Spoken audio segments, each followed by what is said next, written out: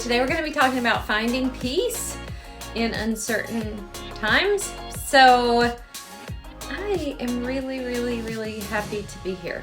So I was supposed to talk about something else today, and I thought, you know what? Let's just talk about the thing that's on everybody's mind.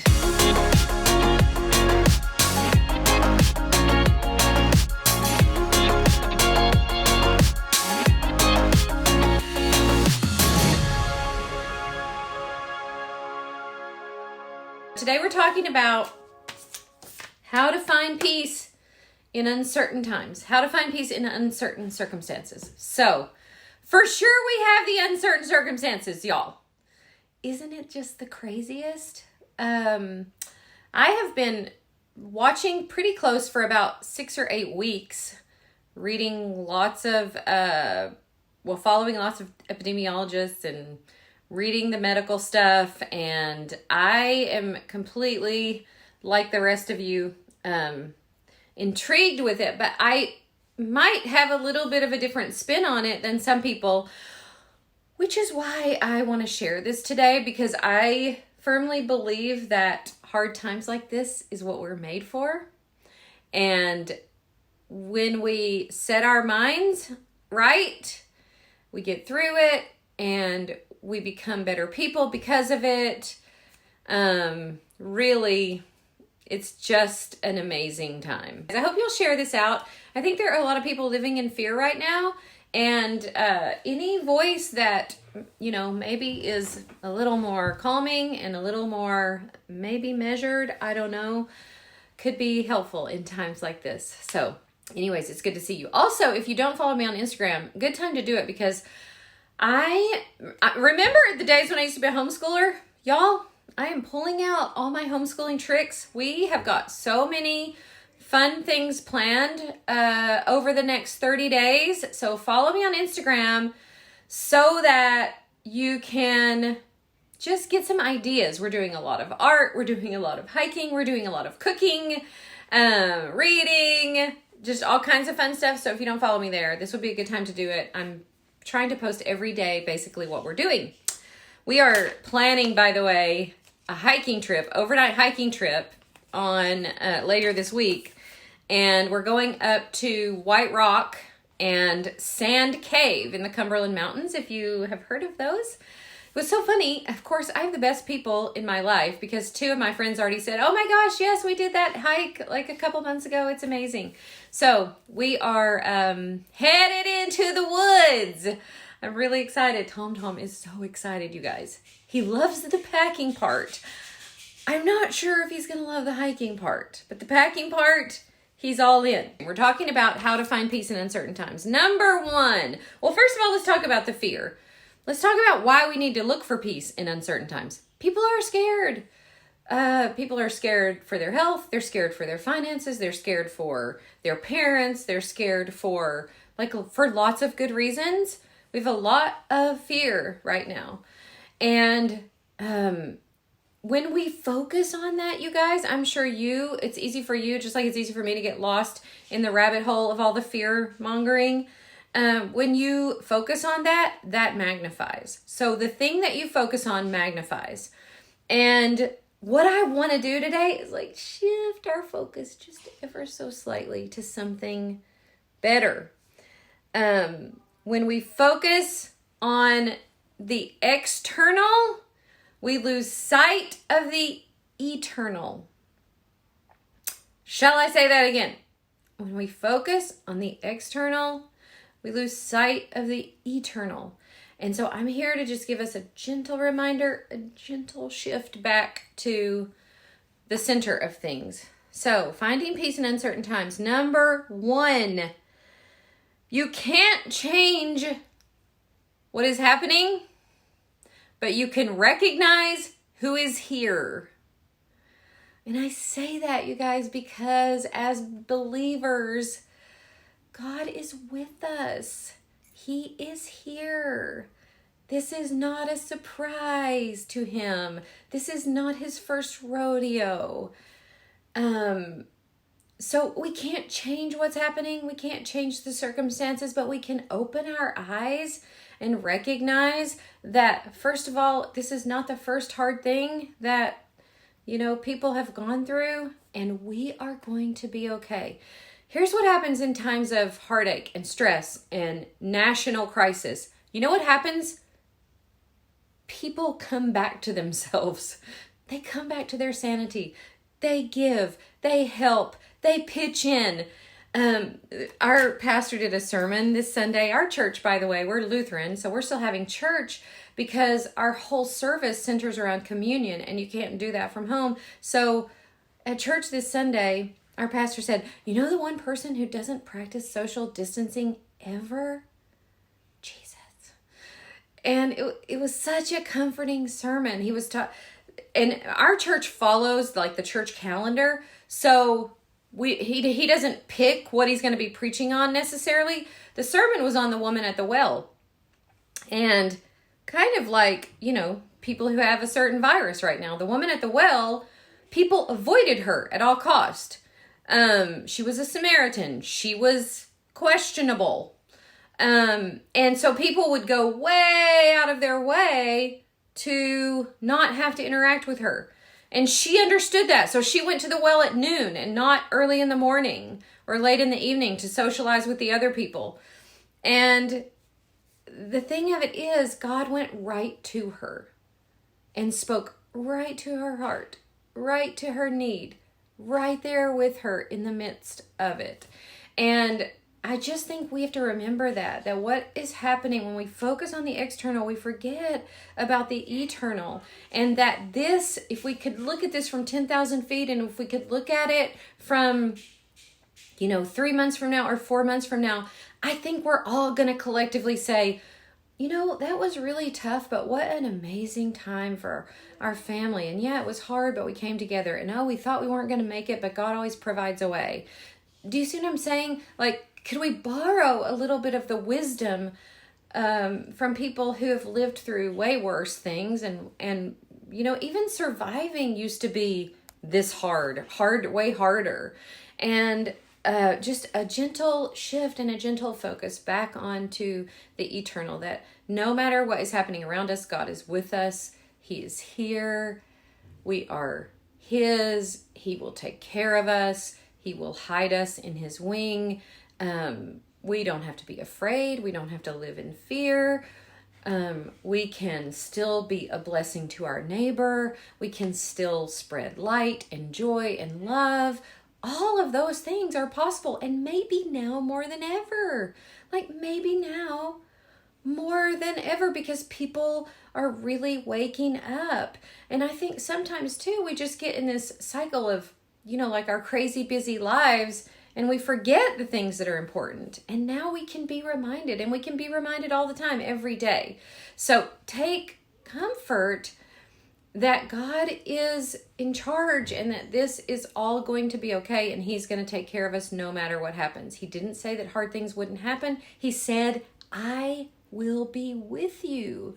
So no matter what is happening, don't forget who's here. Number 2, you can't change the circumstances, but you can rename them.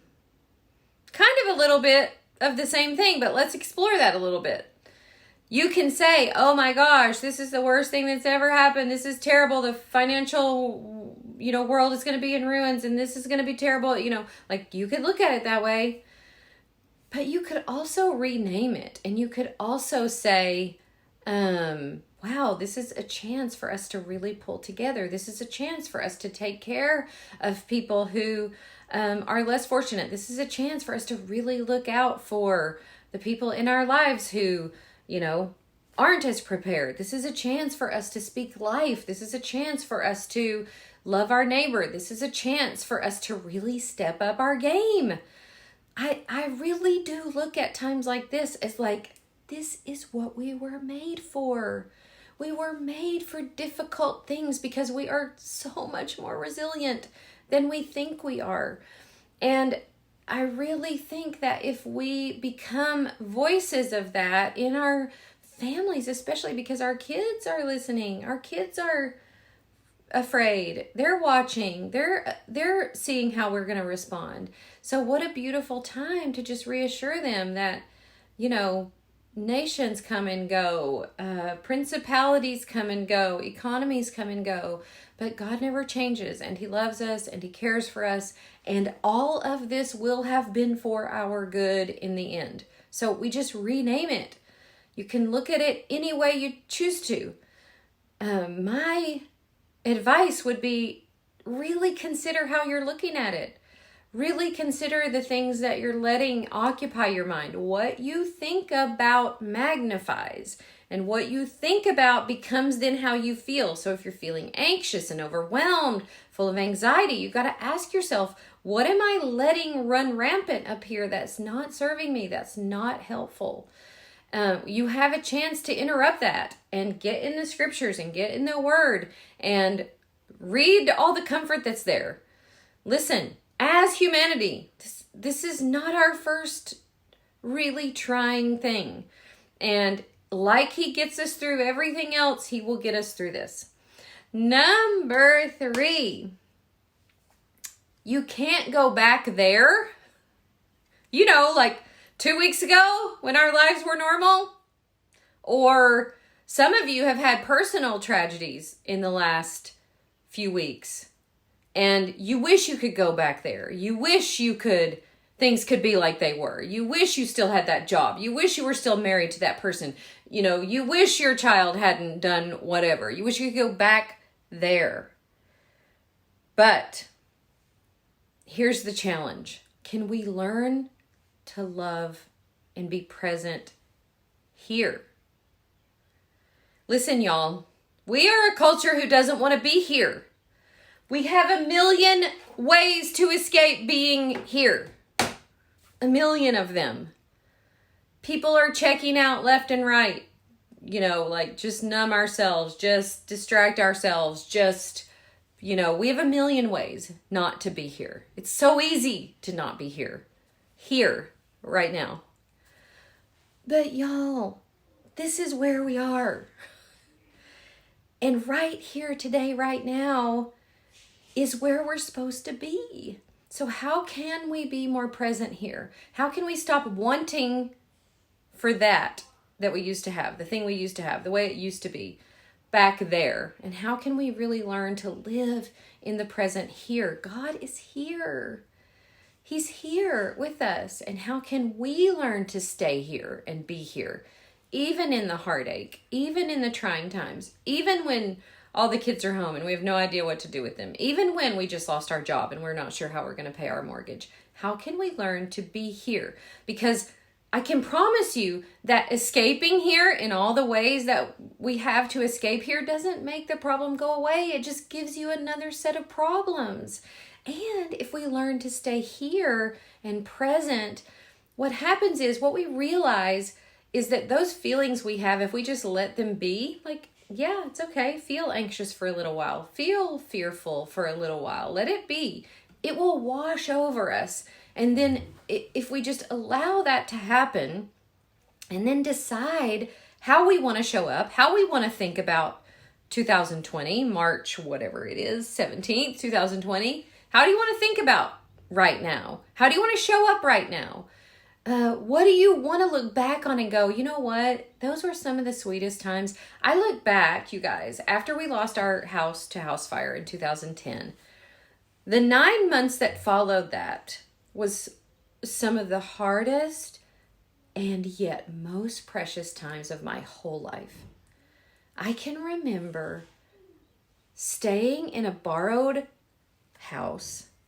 We didn't have any of our own stuff. We had no idea. People can tell you like, oh, it's going to be okay, but we didn't know that. It didn't feel like anything was going to be okay. And our little family just huddled together, and we would have like little dance parties, and I remember one night Stevie and the girls got to sing in some crazy song, and I laughed so hard until I cried. And all of the huddle together and love on each other and let it be hard together, but also be willing to just rise up and realize that this kind of thing is what we're made for. And if we allow it to shape us, and if we allow it to really do its work in us, this kind of thing is our teacher, really. And are we going to allow it to teach us something? Are we open to the lessons? Do we have enough humility that we're willing to learn something new about ourselves, about our family? So being willing to let this be our teacher, such a good lesson for me when I've gone through all kinds of hard times. Let's let it be our teacher, and let's be willing to sit at this. Let's be willing to have this curriculum in our lives and go, teach us. I want you to teach us. Make me see things in myself that aren't what they could be. Help me, give me a better understanding, more awareness of my neighbor, more awareness of how I've been living my life, maybe in ways that I don't want to keep continuing on. So I want to close today with a couple of quotes. One of them is from my favorite hero of all times, which is C.S. Lewis. And he wrote this quote when he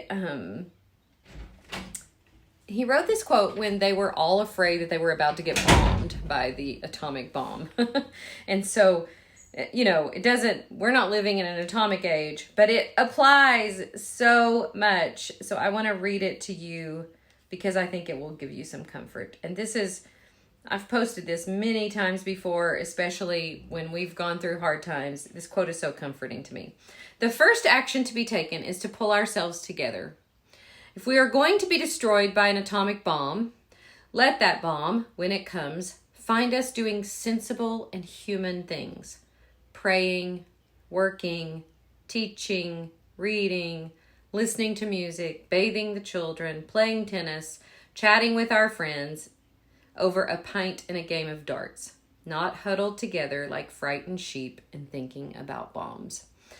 So, I want to give you one more.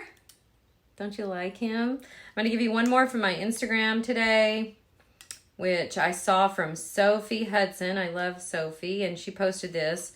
It was written by an Italian poet named Irene Vella, but it's beautiful too. And the people stayed home, and they read books, and listened, and rested, and exercised, and made art, and played games, and learned new ways of being, and were still. And they listened more deeply. Some meditated, some prayed, some danced, some met their shadows, and the people began to think differently. And the people healed. And in the absence of people living in dangerous, ignorant, mindless, and heartless ways, the earth began to heal. And when the danger passed and the people joined together again, they grieved their losses, and they made new choices, and they dreamed new dreams, and they created new ways to live, and they healed the earth fully as they had been healed themselves. Okay, that's all I have for you today, but I love you, and I am praying for you, and I hope that you can find some peace in these uncertain times. It's always there. It's always there for the taking. All right. I love you guys. I will see you soon. If you are not following on Instagram, there's lots of good ideas there for how to make the most of your time at home. All righty. Love you. Bye.